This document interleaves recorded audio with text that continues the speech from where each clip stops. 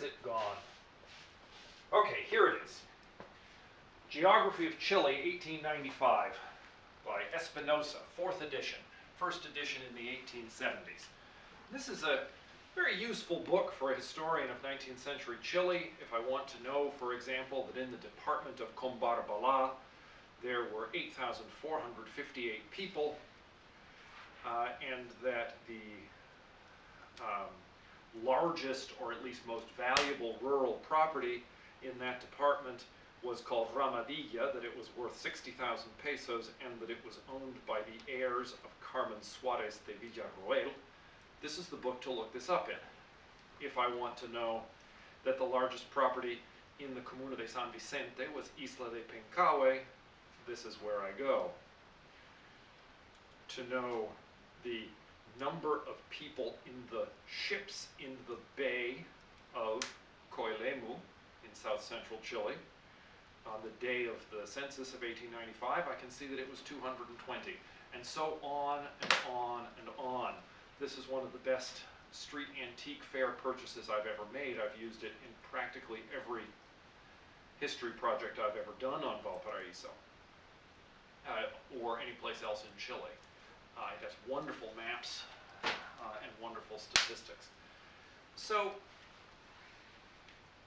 a book like that was a good find at an antique fair, but it was not itself a particularly unusual book to find for a late 19th century country. Perhaps such a thing would not be available for every country. Certainly some countries would have had it in multiple volumes, and some countries would have had much less statistical information. Chile was relatively quick to adopt national statistics in the 19th century. But the idea that a government would keep track of the number of people, of the all sorts of other statistics having to do with those numbers of people, which I'll get to in a little while, was pretty established by 1900. Whereas in 1800 it was kind of radical, especially in the Western world. The idea that a government would keep track of property for assessing taxes, reasonably common for centuries or millennia.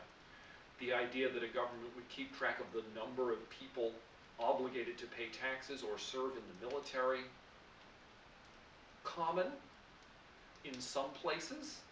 The Roman Empire rather famously kept censuses sometimes. The Chinese government kept censuses at different times. But in the Western world, the idea of constantly on a schedule, every 10 years, every 20 years, whatever it was, recounting all the people and keeping some other data about them was relatively new at the beginning of the 19th century. And then suddenly, by the end of the 19th century, it was pretty close to universal. Let's take a look at some other things that are universal. So this year in the United States, we are taking a census. The census has happened every 10 years since 1790 under the US Constitution. We're taking it in the middle of a pandemic. It brings up all sorts of questions that have to be answered. So for example, if you go on the census website, you can learn that college students should be counted where they normally lived going to college this year, rather than someplace else that they've gone home to. They should be counted at school. College students, any wander into this class and hear this, you should be counted. If you're from Rose-Hulman, you should be counted where you live in Terre Haute. If you live on campus, I believe the administration will be contacting you. They are figuring out exactly what that means, because usually the administration has a role, of a college has a role in counting people in dorms. If you live off campus in an apartment, you should get online at census.gov and figure out how to fill out your online census for the place where you lived. Because if you've gone home because of the disease, you're a displaced person, more or less, and the place where you usually stay is here in Terre Haute, according to the Census Bureau. Foreign students also living in the United States are part of the population and should be counted. And this is relevant not only to future historians, myself in 150 years, but also to people figuring out where we need to put the fire stations, how many schools we need, and various other kind of public service decisions, even companies deciding where to build a store, where to build a distribution center, they want to know how many people there are in those places. And we kind of take it for granted that you can do that.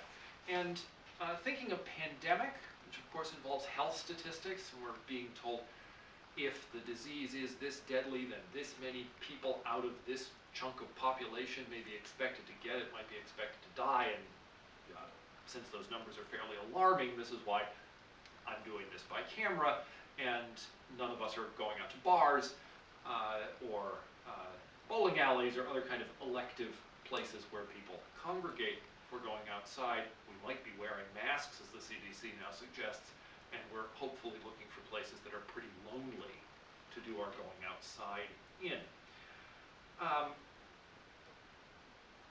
But just running under those calculations is the assumption, probably accurate for the United States and many other countries, that we know how many people in the country are 65 to 75, or 75 to 80, are 0 years to 5, that we know how many people live in Indiana, that we know how many people live in Vigo County. And pretty close, we probably do, because we've been counting for years and years and years. And because of the careful counting, it's also possible to make a pretty good estimate of what the count's going to be this year based on the count 10 years ago and the vital statistics of births and deaths and various measures of people moving in and out. We kind of have an idea. And you often see projected based on the 19 such and such, 2000 such and such census, if you look at various documents that give a population in a year that isn't a census year. This kind of census data can be used to even discover death rates. So for example, in 1995, there was a big heat wave in the Midwest. And in Chicago, it was especially deadly. People died in various ways that I don't think I'll narrate to you, dying in heat waves, but there are ways of dying of heat. And there were a certain number of deaths that were reported as dead of heat-related illness. But not all the deaths got reported that way. Some people were found dead afterwards, and so on. So one way to find the death toll from this heat wave was to look at the expected deaths in, for example, if we're looking at Chicago, in Cook County in a week, and then compare the week of the heat wave, the number of deaths that they got, to the expected number. And there's a graph here. I'll walk right up to the camera and show this little graph. And basically it's showing that, give or take a fairly small number, the deaths in Cook County were pretty steady in normal times, and that suddenly there's this great big spike. And that right afterwards there's no particular valley either. So this spike doesn't just include people who were 2 days from dying for whatever reason anyway, and the heat pushed them over. These are real heat-induced deaths of people who would not have died for the foreseeable future except for this. And we're able to do that, why? Because the county keeps track of deaths. And keeping track of deaths, births, marriages, eventually divorces, causes of death, things about the parents at the time of birth, all these things are rare in 1800, and particularly in the Western world, which takes in the United States, Europe, all of Latin America, they're, if not trivially common by 1900, they're common enough that they're basically part of the furniture of what makes a government a government. That an effective government will do these things. And for the people in my Latin America class, you'll remember that I talked last week about the fight between the liberals and the conservatives over who should register the births and deaths.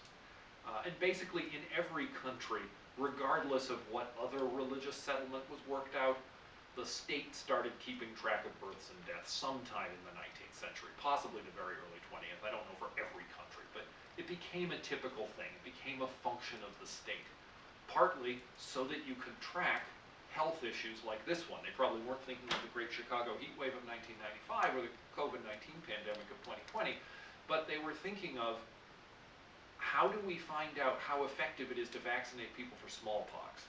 How do we find out whether we need to change the water supply, whether we need to have some other way of getting rid of sewage, whether we need to allow more space for parks?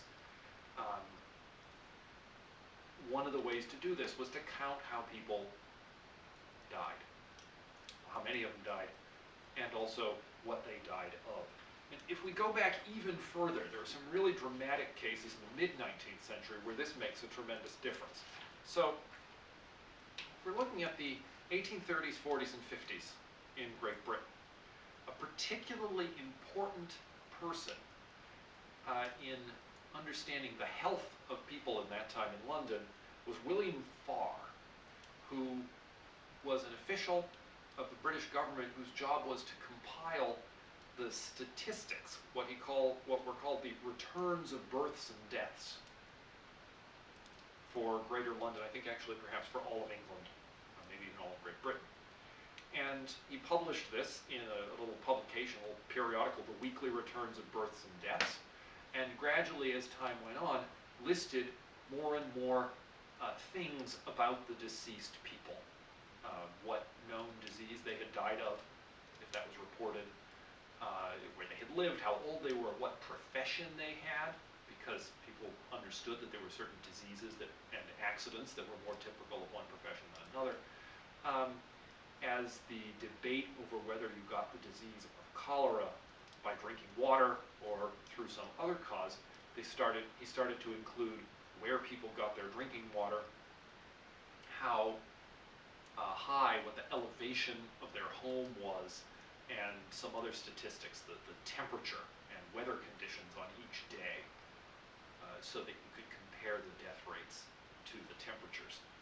And these weekly returns eventually would become one of the key things in figuring out that, in fact, yes, you did get cholera from water, which was basically worked out to the satisfaction of some people in the 1850s by a British doctor named John Snow, who used Farr's returns of the names and addresses of dead people to go through, trace their water supply, and demonstrate that people who were living exactly similar lives in every other respect, living next door to each other, but getting their drinking water from different companies that drew from different rivers, were getting sick or not in ways that correlated exactly with where they got their water and didn't correlate with anything else. And this was one of the proofs for cholera being caused by water. There were some others that don't really need to enter in. Farr didn't believe when he started counting deaths by water supply that this had anything to do with cholera at all, but he put them in there because he was a man of statistics. This was part of his job. In the 1860s, when Snow was dead, Farr's returns allowed a much more widely believed case to be made that cholera was waterborne. The last British cholera epidemic came in the mid-1860s. They were able to use these statistics and then run the statistics back and compare and say, aha, yes, this is how people die. This is how people get cholera. So we have, on the one hand, censuses, periodic counts of everybody, just because they exist, not because they've done anything in particular. And then on the other hand, we have the vital statistics, constant accounting of everybody who's born and everybody who dies. And usually in the same office, everybody who's married and everybody who gets divorced. But for health, things are really more interested in the birth and the death rate. Countries in the 19th century often wanted a larger population for labor force, or for, in the Americas, for getting more and more white people to take land away from the Native Americans. This would be true in the United States, in Canada, in Brazil, in Argentina, in Chile, were all countries that really intensively recruited European immigrants in order to kind of expand the area of their country that was controlled by people like them, if you will. Sarmiento, for example, very much in favor of European immigration, as you will have seen reading Facundo, and very much interested in keeping track of that. So you have both of these things going on at once, and they both have to do with the idea that if you're going to govern a country, you need to know who lives there, what they do, where exactly they live, how healthy they are, what things might affect their health. And there's this understanding that the population statistics might lead to useful medical research, and also that they are just a way of tracking or demonstrating progress. So just to, I've looked through just now a little bit about censuses. And first, the census of Chile in 1865. So it announces that in the little town of Punta Arenas, way down in Tierra del, well, not in Tierra del Fuego, but right across the Strait of Magellan from Tierra del Fuego, a town that was put there 50% so that the Argentines wouldn't put a town there, and the other 50% for the potential national benefit of raising a few sheep down there and selling coal and supplies to steamers and so on. There were, in 1865, 71 single men and 38 married men. There were 42 single women and 36 married men. And there was one literate man from Denmark, because they kept track of all these other things too. And I won't give you the list of how many carpenters and how many seamen and so on that were there. But all these things were listed. In a later Chilean census, they started keeping track of, in any given town, how many people had been vaccinated for smallpox. Early use of a health statistic in the census. These were things the government wanted to know about. The Chileans also kept track, as you see, of how many people could read and write. And relatively soon, I think it's the 1875 census, they started keeping track of living arrangements, and so they could show that the city of Valparaiso had the largest fraction of people living in apartments, and also the largest number of people per room in the housing stock of the city. Which, if you're thinking about the public health of Valparaiso, you'd look at that and you would think, aha, diseases of crowding are going to be a problem here. We need to think about parks and fresh air, places for people to spread out, public bathhouses, preventing all those people crammed in together from dumping their chamber pots into the gully out back of the building or the street out front of it. And you could see that from these statistics, and people made these arguments. Now, Chile had been conducting censuses 1813, 35, 43, 54, and then 65, and then they've been did it every 10 years after that. This put them relatively early. So the UK has done a census every 10 years since 1801, except they skipped it in 1841 because the country, in 1941, because the country was too disrupted by World War II. Norway did its first census quite early for a Western country in 1769, and then has done them steadily since 1801. The United States did its first census in 1790, and the US had this special imperative to count the people so as to divide the congressional representatives and to divide taxes between the states. And we don't do that anymore because it's much more fair and effective to divide them between the people based on the people's income. Consider the plight of a poor state like Mississippi if they had to pay their share of federal taxes based on population rather than based on income. And, we don't do that anymore, but that was the original idea. So we've done the census every 10 years after that, and we're doing it this year.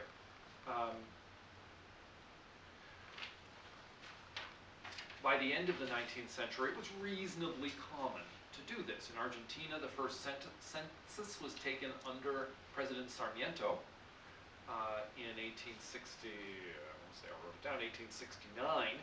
The nation, still kind of politically difficult, unstable, didn't take the next one till 1895. On the other hand, in 1881, the province of Buenos Aires took its own provincial census. And I've run into this in my own research. I was sitting in the archives 20 years ago or more, and was reading about this census. It actually makes an amazing gripping story. So they were taking the census because Buenos Aires had just lost the city of Buenos Aires in a civil war. The rest of the provinces had got fed up with Buenos Aires. They'd taken the city away and said, this will be the federal capital. You, the province, have to build yourself a new capital, put your capital someplace else. And in doing that, they also effectively separated the urban elite of Buenos Aires. Think of all Sarmiento's people that he talks about in Buenos Aires. Separated them from the rural power of the province of Buenos Aires, which, since it was the biggest wheat producer, the biggest chilled beef producer, by the 1880s you had refrigerated ships taking chilled beef to Britain and Germany and so on, so Argentina had become a big food exporter. Those two things were separated, like the banking power and the shipping power were separated from the landowning power and that productive power. And a lot of the elite just stayed in the federal capital, and that was fine. They didn't really care about the countryside. But Governor Dardo Rocha was elected governor of the province, and he's trying to get together his government. He has to share the same government building as the president of Argentina, who he hates. They each have an office in either end of the Casa Rosada, which is the building that you see in Evita, for example, where Eva Perón waves off the balcony. This is the Casa Rosada. So picture, there's a governor in one end, a president in the other. They hate each other. And the governor is from this kind of Sarmiento band. He doesn't really get along with Sarmiento, but he has Sarmiento's notion of progress and Europeanization and so on. And he wants to make his province as modern, as European, as scientific as possible. And his legislature agrees with him. So what do? They decide to build a brand new capital city on scientific principles. They even align the streets in such a way that they should all be sunny part of most days so they don't get muddy and things don't sort of fester and breed mosquitoes and diseases and whatnot. Talking too much here. Getting a bit of a cough. The province of Buenos Aires also built an observatory for weather and astronomy. They built a museum. They hired someone to go out and shoot two of everything that lived in the province of animals and stuff them for the museum. They checked various sites to build their capital in with all sorts of scientific and engineering studies of the ground and what the water was like and so on. And they carried out a provincial census, the 9th of October, 1881. And in the archives, when I encountered this census, as I remember it in my mind, it was pouring down rain outside, but that might have been a different day, but leave it at that. Pouring down rain. I'm in the archives, and what I read is that the day they took the census was a deluge. The rain poured down. The census takers were going around personally, trying to count everybody, just wherever they were that one day. And they were having to wade up to their knees in water, and the roads were full of mud, and they thought that in some places they might have missed 10% of the people because of the weather.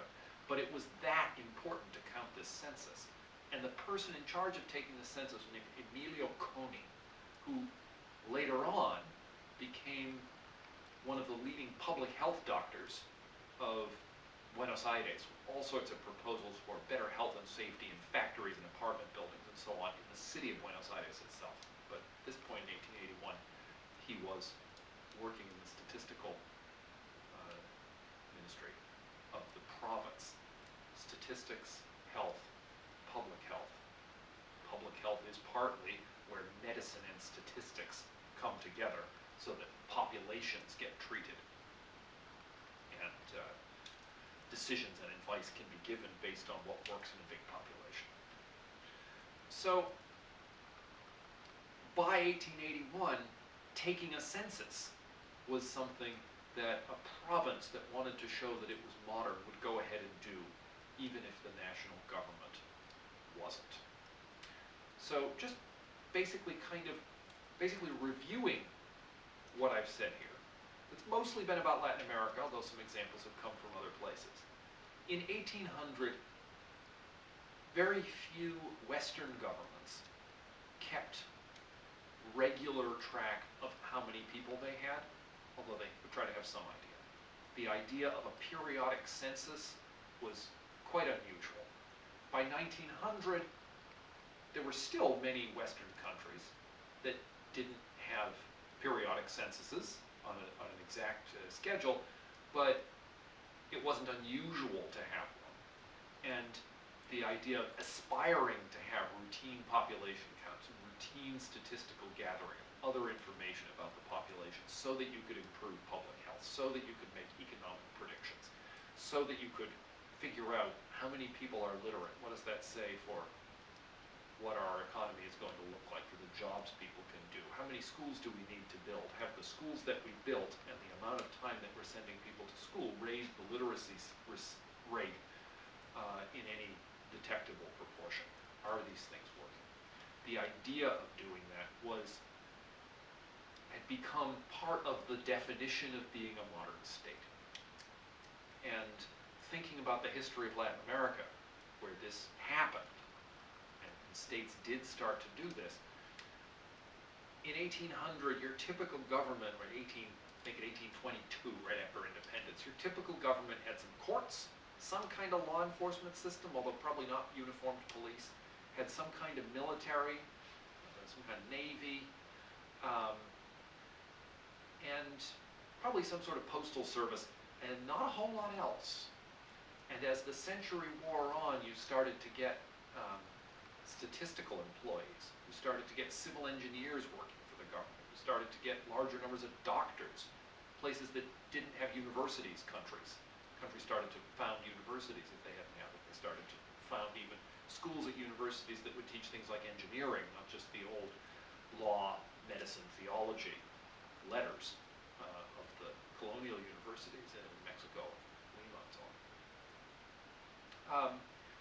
As the century went on, they started keeping records. They started publishing all these population statistics. They published the health statistics to say to peasants in Germany, look, southern Chile is a wonderful place to live. We'll give you some seeds and take care of you for a year, and then once you get going, you can have the land. It sort of worked for Chile. There was a terrible outbreak of, I think it was diphtheria or something, killed off a bunch of people in the German colonies, paradoxically, since they've been told it was so healthy.